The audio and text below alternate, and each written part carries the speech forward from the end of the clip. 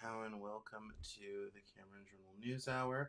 We have a very full week of news. We're probably not going to get to everything, particularly the deep dive that I want to do on a new survey from Beyond MAGA that gets into some of the interesting opinions of MAGA voters and kind of how the coalition breaks down. Did not have a chance to did not have a chance to I want to really dig into that because there's interesting stuff in there. And it kind of shows some of the cracks that I've been seeing in the Trump coalition. I think because it was always very diverse to start with. But anyway, we're probably not going to have a chance to get to that. Maybe next week. But we have a lot of stuff. We have the Pope. We have Melania. We have Orban in Hungary. I have a crypto thing I need to talk about this week that I said I would talk about for a while. All this type of thing. Yeah, so many things. So I'm going to remind you to sign up for the newsletter, CameronJournal.com/newsletter, or CameronJournal.substack.com. Sign up for the newsletter, and you can get the best of the Cameron Journal delivered to your inbox every week, including this past weekend, a back and forth I had with David Beckmeyer about MAGA voters and hillbilly elegy. It's called MAGA Elegy, and it's on CameronJournal.substack.com and CameronJournal.com. Under what's new this week at the Cameron Journal, and there's so that you get that directly delivered to your inbox, including the living joke, this week's interviews, all this type of thing, and we have some good interviews this week. Last week we had two on one day that wasn't supposed to happen. We had a slight scheduling error.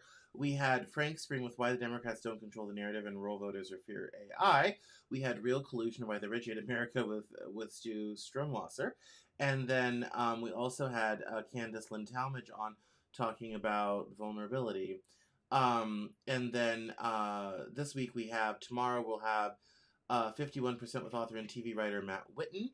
And then we'll also have this week The Rise of India with Kanwal Rekti, which is really cool. And we have some really great interviews and things coming up that are quite exciting. So if you want all that delivered to your inbox, all this type of thing, CameronJournal.substack.com or CameronJournal.com/newsletter. Both locations will get you to the same point. And if you want to see all the latest from me, you definitely want to follow me on social. I'm at Cameron Cowan everywhere except TikTok and Blue Sky, where it's at Cameron Journal.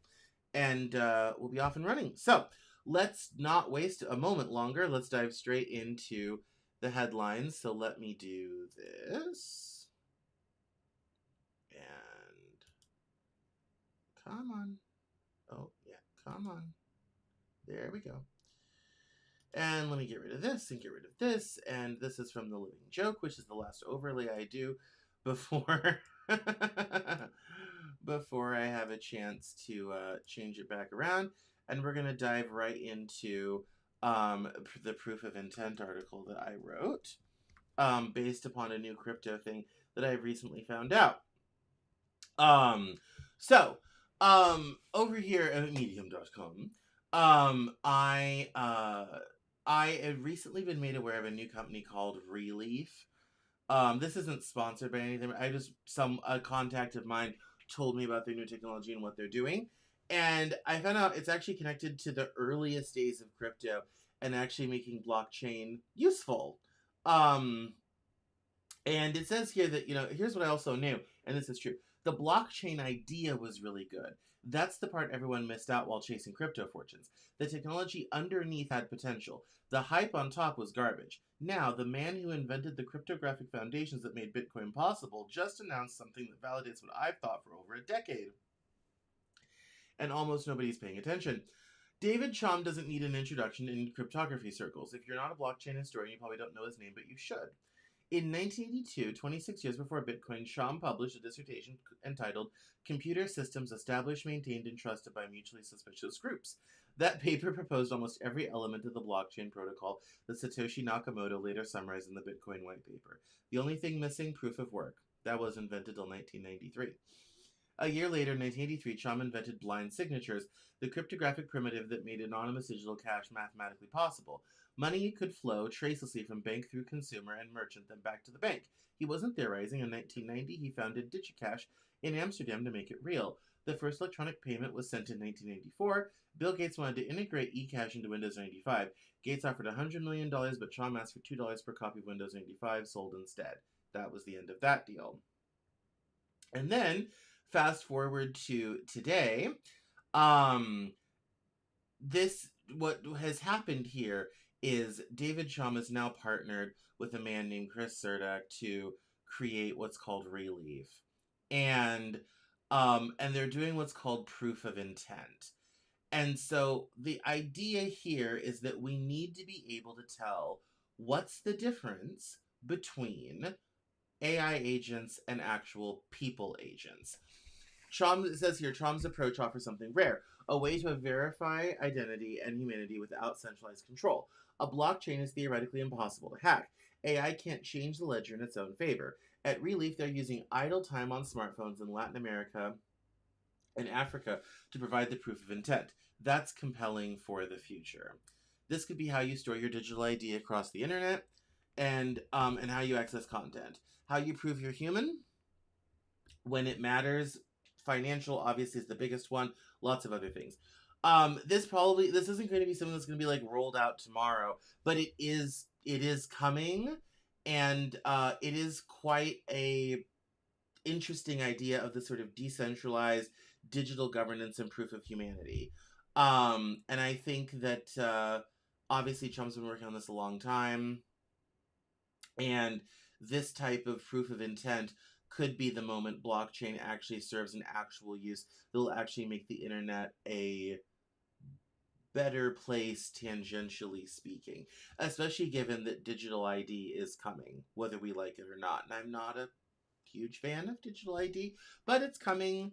Anonymity is going away. This could be a new way of, one, deciding who AI and who isn't, and most importantly, a way to decentralize the management of ID, all this type of thing. I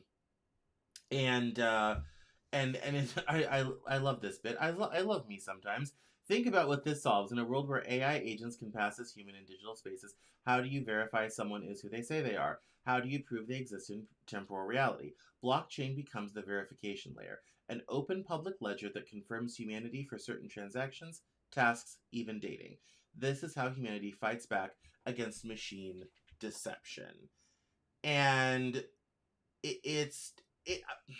I always knew blockchain would be something that we would find an actual use for it. And I think this proof of intent and sort of decentralized ID to separate who's human and who's AI is going to, for security purposes, become an extremely important part of the conversation of things moving forward.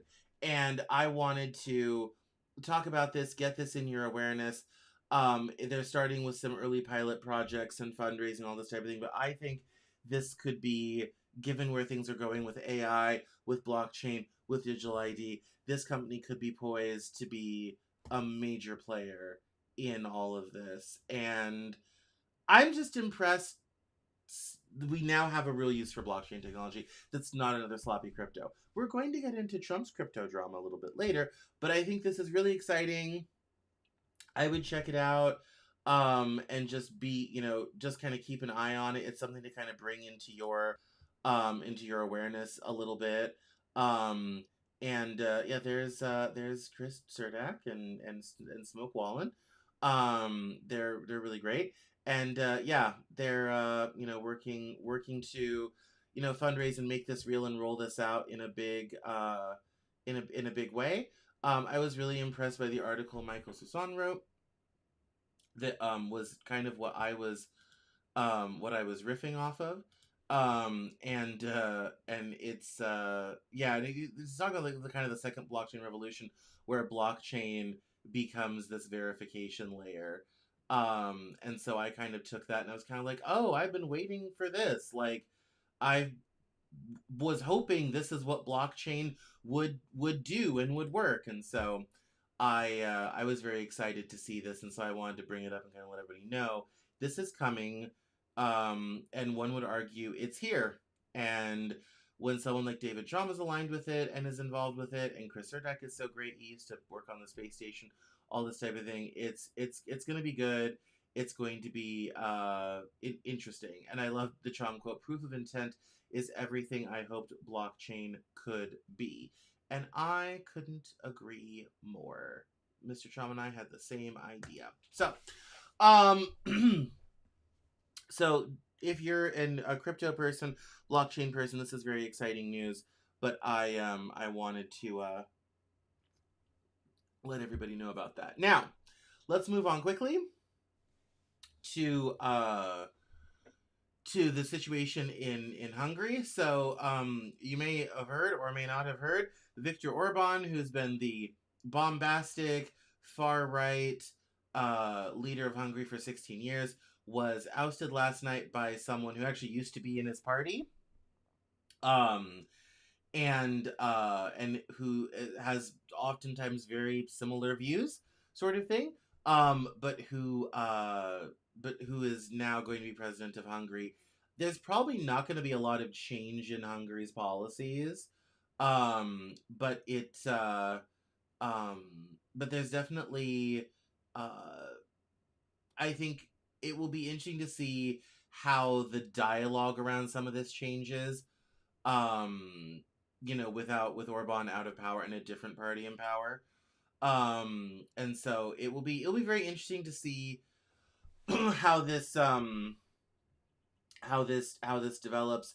The party from Peter Megart, he's has gotten well more than a majority in the Hungarian parliament. And so they'll be able to pretty much pass whatever they want rather, which is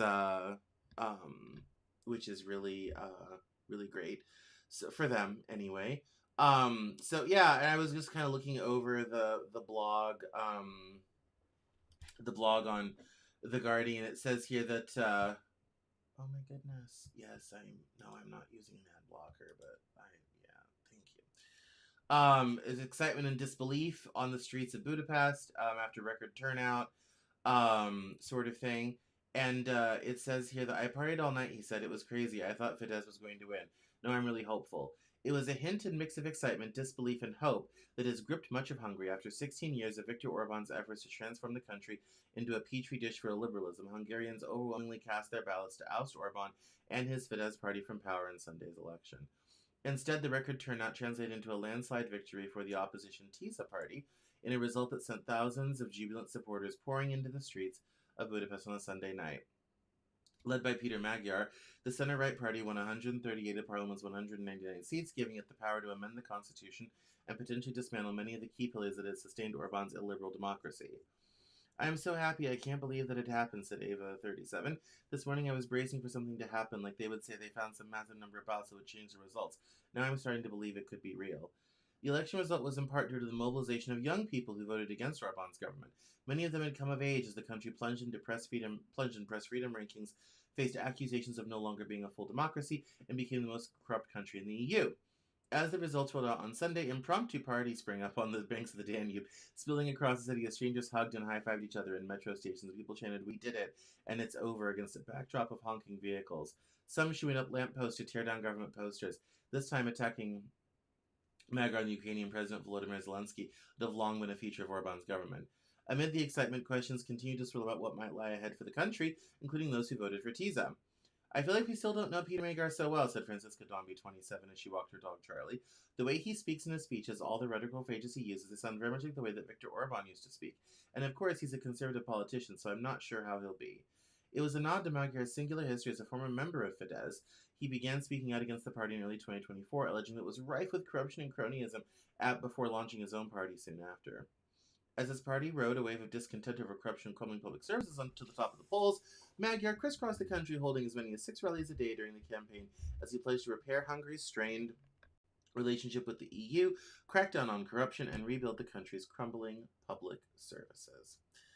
So yeah, I wouldn't say a new era for Hungary, but certainly something very different than what has come before in Hungary, and hopefully new and more freedoms as time goes on and develops. So yeah, it's a hopeful time for Hungary. So, speaking of other politicians back here on this side of the Atlantic, most people have not been following this drama. Wasn't really following it either.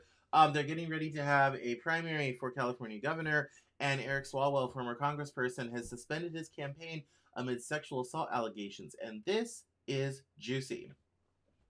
Um, Eric Swalwell, a Democratic congressman from the San Francisco Bay Area, said in a social media post on Sunday evening that he is suspending his campaign for California governor in the wake of allegations that he sexually assaulted a former staff member and engaged in sexual misconduct with other women.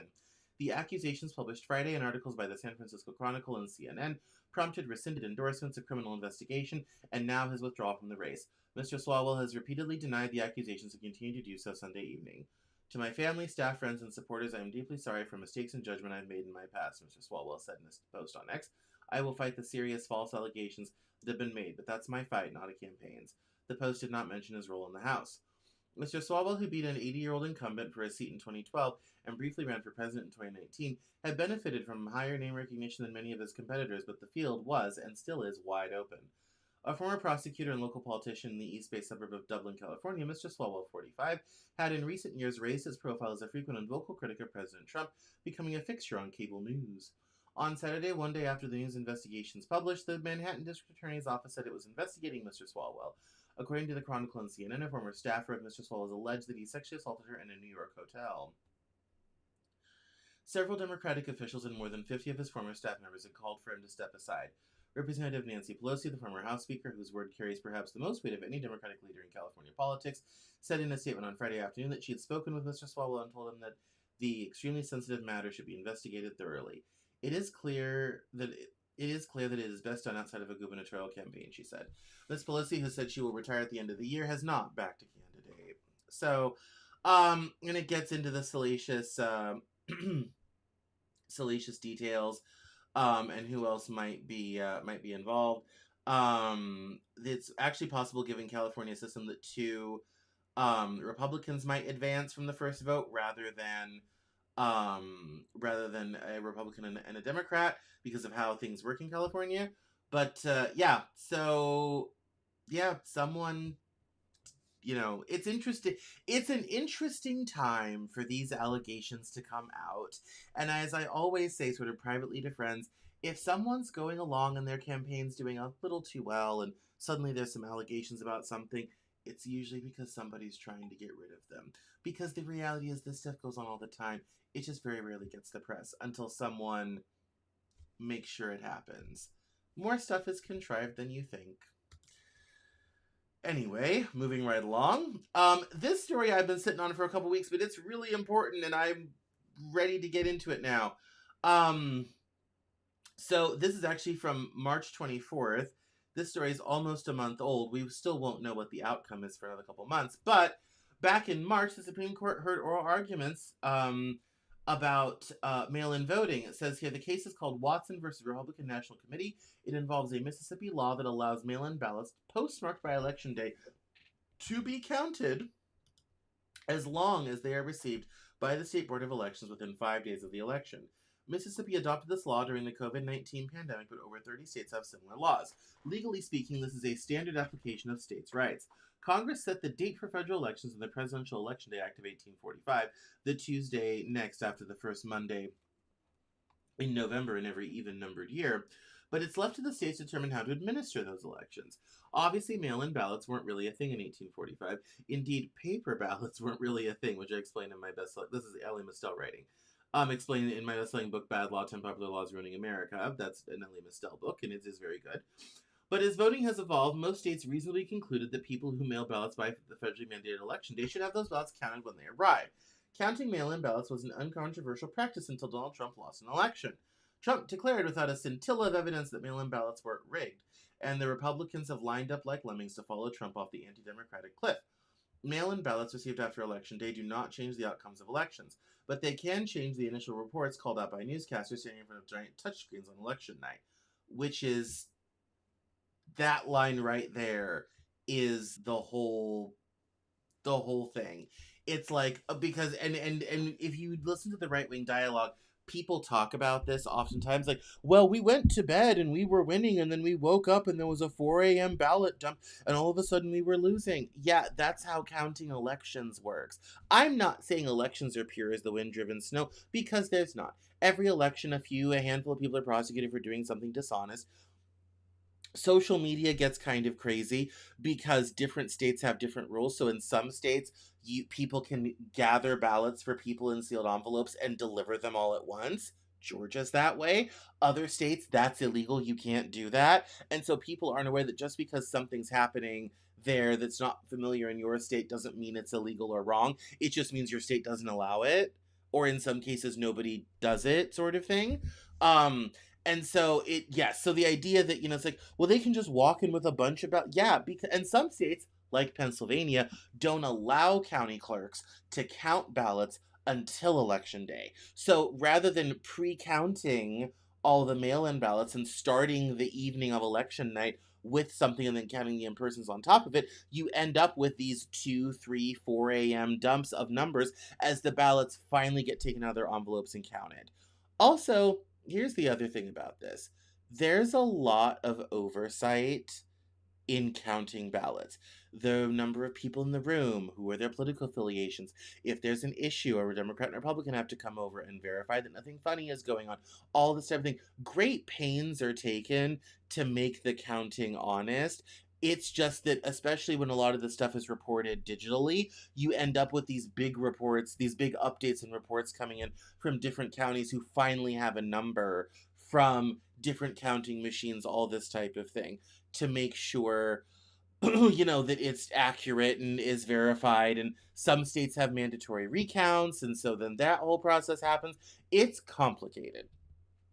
The problem is everyone's like, well, yeah, like on election night, like they predict the winner and that's who's won, and we all go to bed and then we wake up and it's different. It's like that almost was never the case. Is that elections just used to not be so close. And so it still happened, but it didn't matter, didn't change the outcome.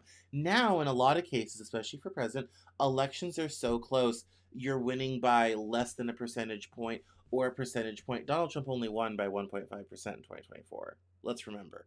Like, all this sort of thing. And so you end up with these, very narrow races where a few hundred ballots do matter. I mean, there was one election, Lauren Boebert won her seat by 400 votes. It was actually weeks before they found out what it was, because they were still counting and verifying and doing recounts, all this sort of thing. That's how this supposed to work. Well, this new case is coming up now, and it may kill kill at least part of mail-in voting in terms of allowing mail-in ballots to be postmarked by election day or still counted. It maybe not has to be received by election day, which many states are that way, but this could definitely be part of the legal case to kill mail-in voting, which is used by senior citizens, is used by the military, is used by people traveling, all this type of thing. And this is on top of the SAVE Act, which wants to end mail-in ballots entirely, because according to President Trump, mail-in voting is rigged. And now that's the right-wing narrative, that mail-in voting is rigged. Even though Utah votes entirely by mail, Washington votes entirely by mail, millions of people cast their votes by mail, including people voting for President Trump, cast by mail. But apparently mail-in voting is only okay when the right people win. And then if the wrong people win, then it's not okay. And that's a pretty terrible way to run a democracy. So, but I love Elie Mystal. He's great. And I love his perspective, and you should definitely get his book. It's really good. And and shout out to The Nation, who never wanted to publish my work. Anyway, moving right along. This story, I was going to talk about it on the NewsHour, but we're just going to watch this together. This is from Fox Business. U.S. workers increasingly trapped in great detachment as hiring slows, report shows. Let's watch a little bit. This is 8 minutes. We're not going to watch the whole thing. Every athlete builds toward their next performance. Oh no, there's an ad. Too. Good Lord. As the worldwide technology integration partner for the Winter Olympic and Paralympic Games.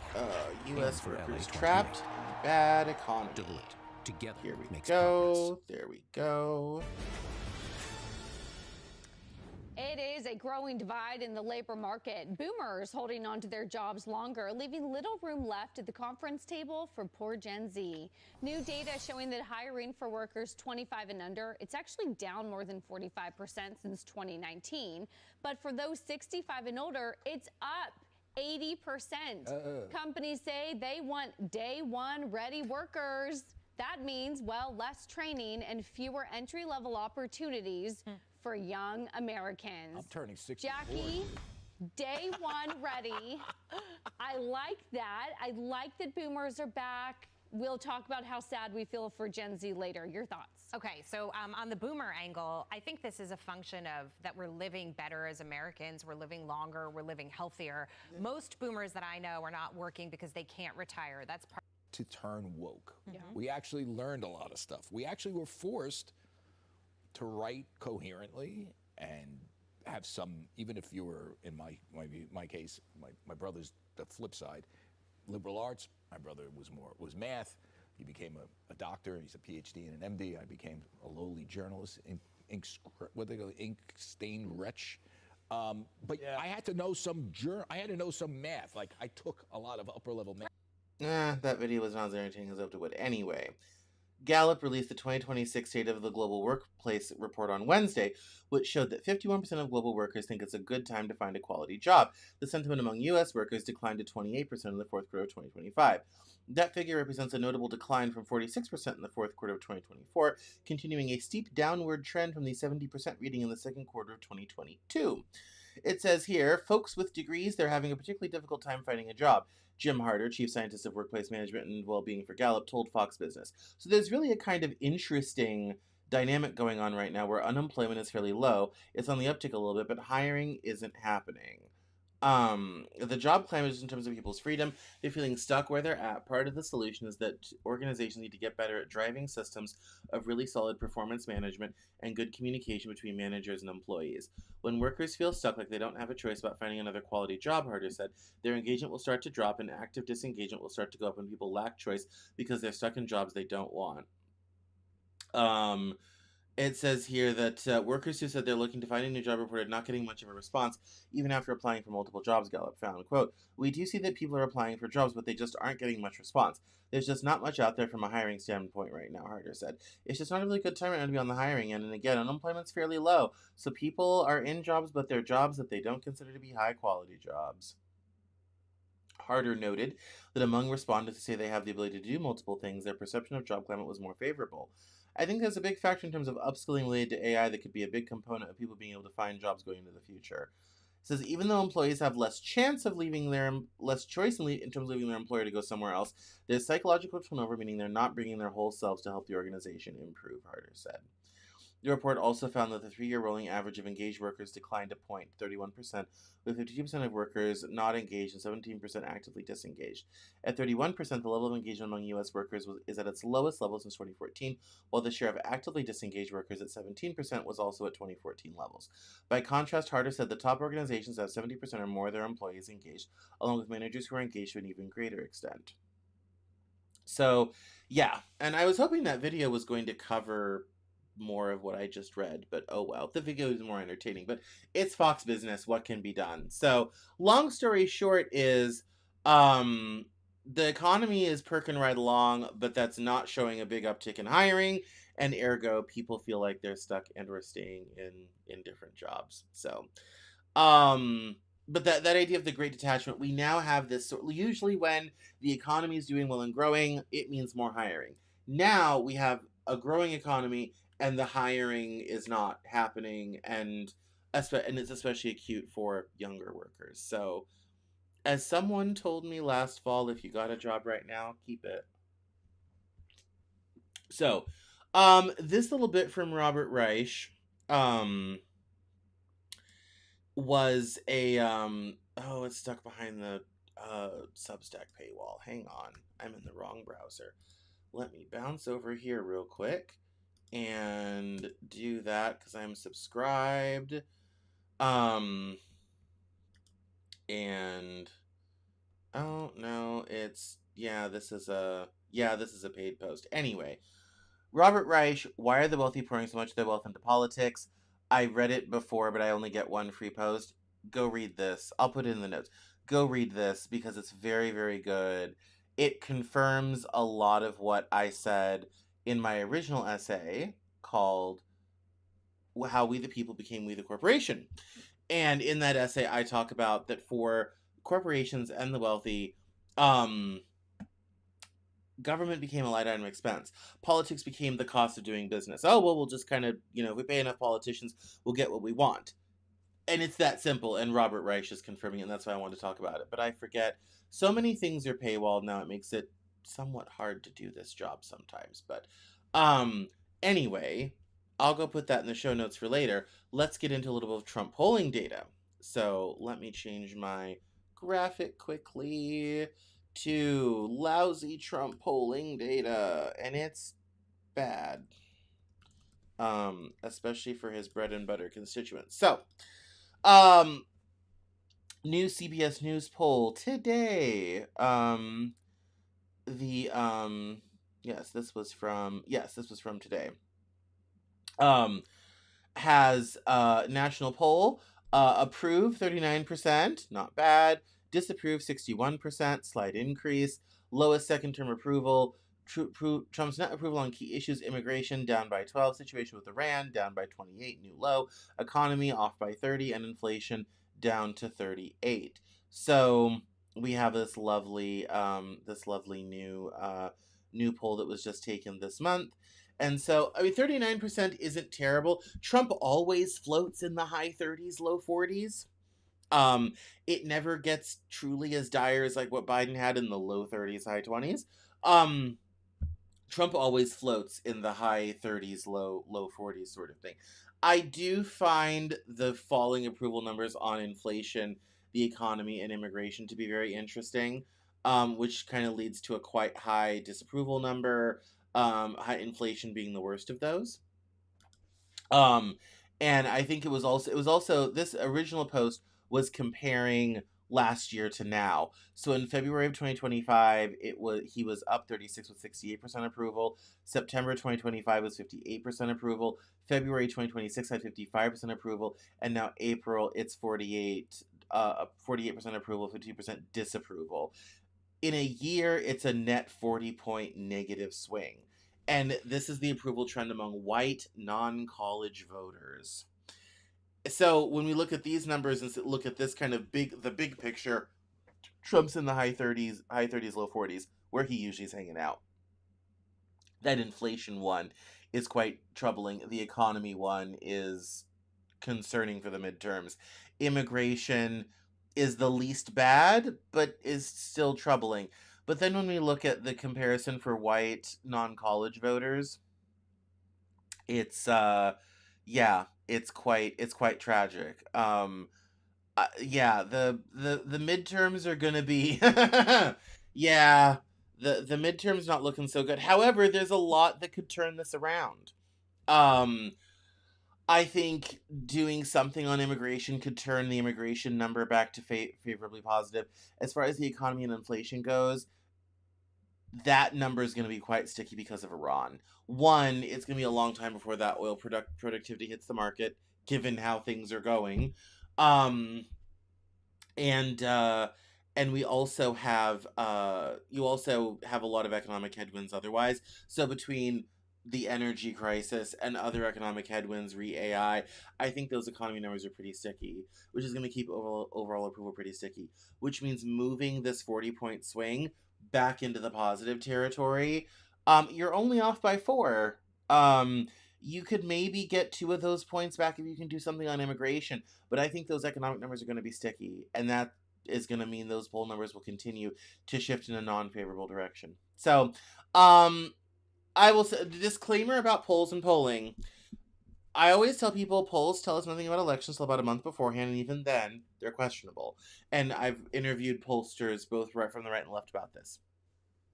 2, It's a sampling of some people that we extrapolate out to a bunch of other people based upon who they are. Is it the be all end all? No. Does it mean anything tangible? Not yet. This will tell us nothing about the midterms till about September, October. And I don't read candidate polls or anything like that till about September, October. This is just, it's interesting from a mood of the country point of view. It gives us a framework. And that's about all it can do in terms of letting us know where people might be and how they think and feel about things. And that's about it. So now we're going to get into Trump and the Pope. Speaking of falling poll numbers, Catholics may be leaving the Trump coalition quickly on account of the Pope situation. So Trump attacks Pope Leo as too liberal and weak on crime. President Trump's lengthy post on social media showed there was really no boundaries when it comes to people he might target, including the leader of the world's 1.4 billion Catholics. Pope Leo XIV is one of the world's most powerful critics of the U.S. war with Iran. In recent days, he has condemned the worship of mortals with money, the pitfalls of arrogance, and the absurd and inhuman violence unleashed by fighting that has further destabilized the Middle East. His many admonishments over the past week appear to have reached President Trump, who responded to those calls for peace by scorching the first American-born pontiff on social media and then taking personal credit for Leo's ascension to the papacy. Quote, Leo should be thankful because, as everyone knows, he was a shocking surprise, Mr. Trump wrote in a lengthy social media post on Sunday night. He wasn't on any list to be pope and was only put there by the church because he was an American, and they thought he would be the best way to deal with President Donald J. Trump. If I was in the White House, Leo wouldn't be in the Vatican. When he sent the post, the president was fresh off a weekend of attending a mixed martial arts fight in Miami and spending time with supporters at his golf club after negotiations with Iran had failed. He criticized Leo as weak on crime, an insult he usually reserves for Democratic mayors, and terrible for foreign policy. He said that he much preferred the Pope's brother Louis because of his support for the MAGA movement. He gets it, Mr. Trump wrote. The president also accused the Pope of catering to the radical left and then offered a piece of advice to, quote, focus on being a great Pope, not a politician. The antagonistic post showed that there was really no boundaries when it comes to people Mr. Trump might target. The leader of the world's 1.4 billion Catholics is apparently fair game. Shortly after sending his post on Sunday evening, Mr. Trump disembarked from Air Force One and answered questions from reporters. When asked why he sent the post, the president said that he did not think the Pope was doing a good job and suggested that Leo, quote, likes crime, I guess, unquote. He accused the Pope of supporting nuclear weapons and called him a, quote, very liberal person. And that then, so it gets into more back and forth of all this type of thing, and that gets into the social media situation. So after Trump attacks the Pope, he posts this photo. Now, what impression does one get from this photo? Now, according to Trump today, this morning, I saw a video where he said it thought it pictured him as a doctor. That's what he said. Doctor here. However, that's not the impression it left with many people. Wrong. Here we go. Wrong order. Trump's followers on Truth Social are calling him the Antichrist after his post of an image depicting himself as Jesus, which is what a lot of people took it as. And we have some screenshots. I'm not going to read them all. You can see them here. I deeply regret voting for you. You are sick. I've never regretted to vote more. Idolatry, pride, and false worship. Literal blasphemy. This is going a little too far. I'm 100% done. You have to be joking with this. This makes you feel better about yourself. It's incredibly disturbing. You're not okay. Idolatry, false god, blasphemy, all this sort of thing. So, an interesting thing to happen in the middle of this back and forth with the Pope, and that, you know, that the whole back and forth between Trump and the Pope just seems so silly and unnecessary. I had reported in the newsletter that the Trump administration had threatened the Pope with military action. They had invoked the Avignon papacy the last time a state threatened church against the Holy See, and and there was kind of this they summoned the ambassador of the Holy See to the United States to talk about this, and this has now sparked back and forth between the Pope and Trump, and the Pope responded. President Trump overnight. I just, what did you think? He said that you were. And obviously, it's not just Iran, it's We don't also like immigration. a pope that's going to say that it's okay to have a nuclear weapon. We don't want a pope that says crime is okay in our cities. I don't like it. I'm not a big fan of Pope Leo. Yes, and then posted this AI photo. Policy, that fear of the Trump administration. I have no fear of neither the Trump administration nor speaking out now message of the gospel. And that's what I believe I am called to do, what the church is called to do.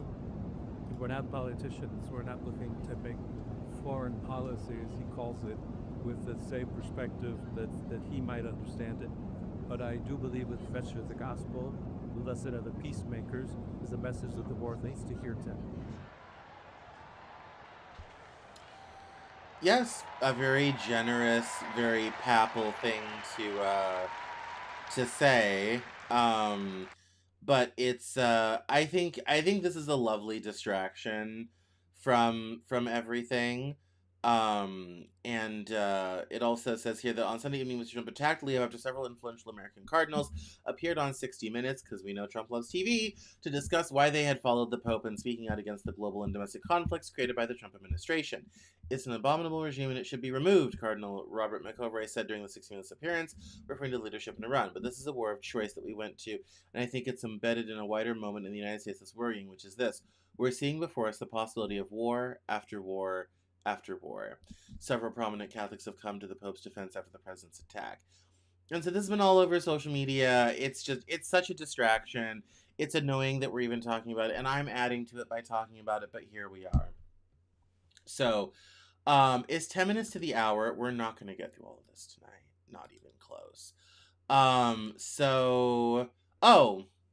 This also, I got Melania mixed up in all of that. We're probably not going to get to Trump's crypto thing, and we're probably not going to get to the Beyond MAGA. But I do want to read this message from the Pope that was posted on Saturday. Those who pray are aware of their own limitations. They do not kill or threaten with death. Instead, death enslaves those who've turned their backs on the living God, turning themselves in their own power into a mute, blind, deaf idol, to which they sacrifice every value, demanding that the whole world bend its knee. Enough of the idolatry of self and money. Enough of the display of power. Enough of war. True strength is shown in serving life. And the first post is emblematic of the situation. I'm honestly thinking of leaving the Catholic Church because of what you say about Iran and open borders. This isn't about a display of power. This is about stopping a terrorist regime from getting nuclear weapons. Also, you say all you say behind a wall of the Vatican. Why don't you open the Vatican up, tear down your own walls, and let's see how long y'all last with these Muslims invading and destroying everything they touch. Shame on you. I hope we free the people of Iran for humanity's sake. You are on the wrong side of history. I can't believe I'm saying this to our Pope. And so it goes. So, yeah. There is no line of people that Trump won't go after. And so, yeah. So, most of the rest of this is the Justin Sun and the Trump crypto scam. Some of which I can say for next week. The Iran blockade. Iran's IRGC says that, if the United States blocks the Strait of Hormuz, there's going to they're going to block the Bab al Mandab Strait through the Houthis in Yemen, which is on the other side of the Arabian Peninsula. So the Strait of Hormuz is on the eastern side. The Bab al Mandab Strait is on the western side. Most global trade travels there because that's how you get to the Suez Canal. That's how Europe gets pretty much everything. If it gets closed, you have to go around the southern tip of Africa, which adds on 3 weeks to the whole trip. So, and interestingly enough, despite calls for it, UK Prime Minister Keir Starmer has said, quote, "We will not be involved in the blockade of the strait. We are urgently working with France, Spain, and other partners to put together a wide coalition to protect the freedom of navigation. The US cannot dictate how others should manage their affairs." And so that is Keir Starmer's idea on all of this thing. And oh yes, this that video, I watched that video last night. Anyone who criticizes Israel is our enemy. We will monitor you with Google and find your weaknesses and get you fired. If you have a business, we will bankrupt it. So that's fun. We're not going to get into all that, but that's a fun thing to know that's going on. But yes, so there's it's unclear right now if the strait is open or closed. A Thai ship was blown up this weekend because it didn't pay the toll. Iran is still trying to toll. They don't know where the mines are. Some ships are making through, some ships are not making through. No one really knows what the situation is. I can't imagine what it's like to be someone on a ship trying to figure out if you get to go through or not, or who to call or who to email or whatever have you. And the insurance rates just keep going up. Before we wrap up this evening, I'm not going to get into Trump's crypto thing. It was crooked. This guy got burned. That's kind of the long and the short of it. But before we go, we will watch Melania's press conference on why she has no relationship to Jeffrey Epstein. And which she did unprompted. There was no need to do this. She came out on, what was it, Friday, and just decided to drop this.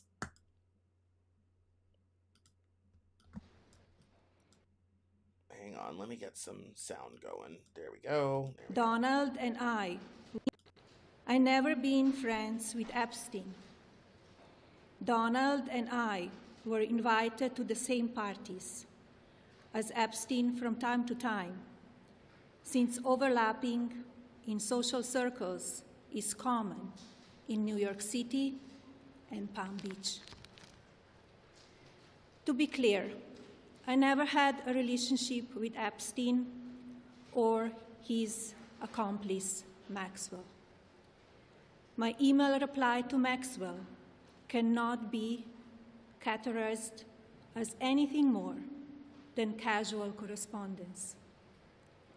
My polite reply to her email doesn't amount to anything more than a trivial note.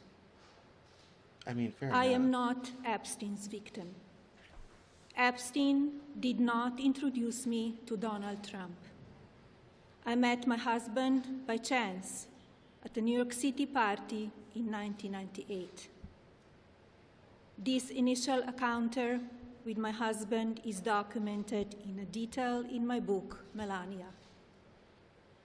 The first time I crossed paths with Epstein was in the year 2000 at an event Donald and I attended together. At the time, I had never met Epstein and had no knowledge of his criminal undertakings. Numerous fake images and statements about Epstein and me have been circulating on social media for years now. Be cautious about what you believe. These images and stories are completely false. Yeah. So, that was entirely unprompted. There was no reason for her to come out and talk about that or anything like that. We'll save that for next week. Yeah, she just kind of popped off with that one, which I thought was interesting and fascinating and all this sort of thing. So, anyway, like I said, it's been a crazy news day. We've got Iran, we've got the Pope, we've got Trump and the Pope going back and forth. We've got everything going on and happening, and yeah, the crypto thing was crazy. This guy named Justin Sun sent $175 million into Trump's crypto in so financial associations associated with the disabled coin, and that money is gone and is basically gone out to Trump family members and other people in the Trump circle. And he's kind of like, well, that's not fair and not good and all this type of thing. And he's probably right, and there seems to be a lot of receipts for it, but you're the one that invested $175 million in a Trump thing. That, ask anyone he's gone into business with how well that's gone. Like, I don't know that I'd give Donald Trump $5 for a coffee. He'd never pay it back. If I did, I'd give it to him as a gift. Here, Mr. President, have a lovely coffee, courtesy of the Cameron Journal. Thank you so much. Like, thank you for providing a lot of content for my show. I really appreciate it. So yeah, and the Melania thing is so weird. She just comes out on a Friday and is kind of like, I have something very important to say, and as with Epstein, and I'm not associated with it. It's like, I mean, to be honest, ma'am, no one was really that worried about you. There were some people saying, oh, Epstein introduced them, all this type of thing. But if there's one thing we know about Melania, she's the perfect autocrat's wife. What do I mean by that? She doesn't speak unless it's important, or if she feels that she needs to. And the fact that she felt the need to do that should tell us something's up. We don't know what, but something is up. So, I'm going to cut it off there because I've already had a long day. I had a lovely recording with a woman named Regina Linka. She does Chinese art and children's books, and she has a new book coming out on May 5th. I have to catch up on a ton of content. I have not posted videos for you guys in a while. I have new articles I need to put out. I need to organize content for the Cameron Journal. So, I'm going to get off of here. I'm going to go do all of that. And I'm applying for writing residencies for the summer, trying to get another book done. I am busy. So I want to thank everyone for watching. We had a lovely group this evening. So thank you so much for coming. My name is Cameron Cowan. This is the Cameron Journal Newshour. Please catch me online at Cameron Cowan on Facebook, Twitter, Instagram, LinkedIn, at Cameron Journal on Blue Sky, and TikTok for shorts of the show and other exclusive content that I only post on social. And then if you want to sign up for the newsletter, CameronJournal.substack.com or CameronJournal.com/newsletter. And you'll get the best delivered to your inbox. I will see you back here Wednesday at 4 p.m. Will and Connor will be here for The Living Joke, and we'll have a lot of fun. We have great interviews this week. I mentioned them before, but I'll mention them one more time. Our interviews this week are TV writer Matt Whitten on tomorrow, and then on Friday we have Kanwal Rekhi about the rise of India. And then I would encourage you, they got misscheduled, but I would encourage you to go check out my video with Frank Spring, Why Democrats Don't Control the Narrative and Roll Voters Fear AI, and then my vulnerable moment with Candace Lynn Talmadge, and those are available everywhere podcasts are heard. So make sure to go and check all of those things out. My name is Cameron Cowan. This is the Cameron Journal Newshour. Thank you so much. Have a great night. Bye-bye now.